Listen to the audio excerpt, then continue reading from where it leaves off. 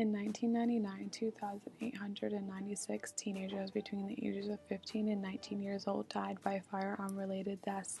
On February 26, 2012, in Orlando, Florida, George Zimmerman, a neighborhood watch guard, shot Trayvon Martin. Zimmerman suspected Trayvon of suspicious actions. Zimmerman was not charged until April 11th when the state of Florida charged him with second-degree murder.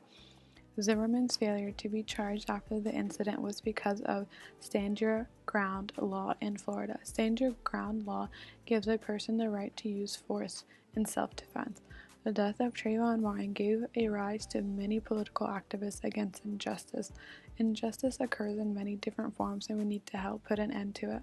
Here are some activist thoughts from Charlotte during the vigil in remembrance of Trayvon Martin. Monica Embry, and I live here in Charlotte, and I'm originally from Chicago. It's important that we start taking a stand and recognizing a lot of the problems that exist in the United States. And to me, it's really important that people actually come together as communities and heal. I'm Cherie Irvin, and that, you can't walk around and you're talking about wearing hoodies and how it's a bad thing and how it's a danger, and it really is very hurtful because that could have been my nephew walking, just any of us, that could be me walking home, just when we get back, all I'm doing is going to the store, and next minute, I'm fighting for my life. My name is Roxana Windesu, and I live in Charlotte, North Carolina, and the reason why I'm here is because I want to try to get together the community, to bring them together, because in times like this are the exact right times to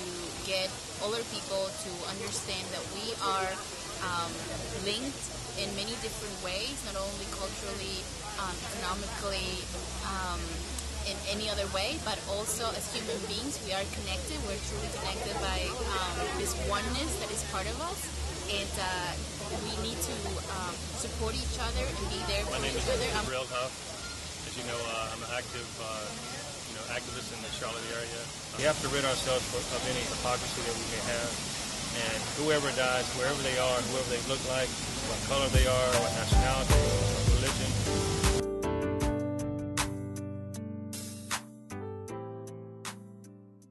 Joel Bryant.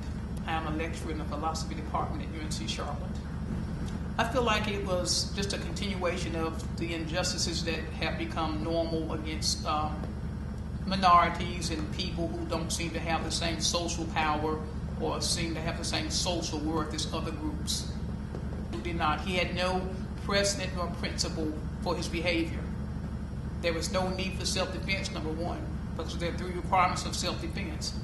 There has to be an imminent danger, then the response has to be proportionate to the threat level, and then there has to be something called avoidability. He could have avoided it.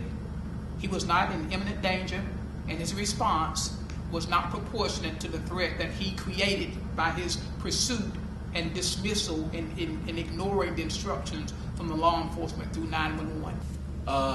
My name is Sami Mahmoud Abdullah, and I have a degree in political science.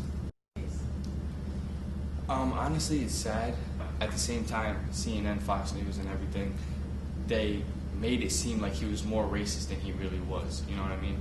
Like, they had the phone recorded call, like they were showing it on CNN, and they showed him, Zimmerman, saying that he was like talking about Trayvon. He was like, he's black, right?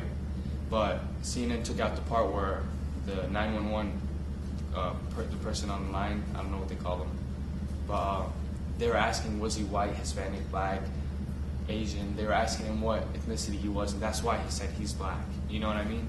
So they were trying to make him look more racist than he really was, I feel.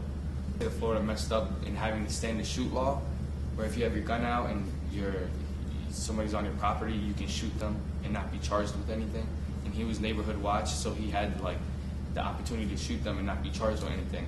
So for Florida to have that law and then charge him is stupid. Like, why don't you just take the law out so that you can charge everybody?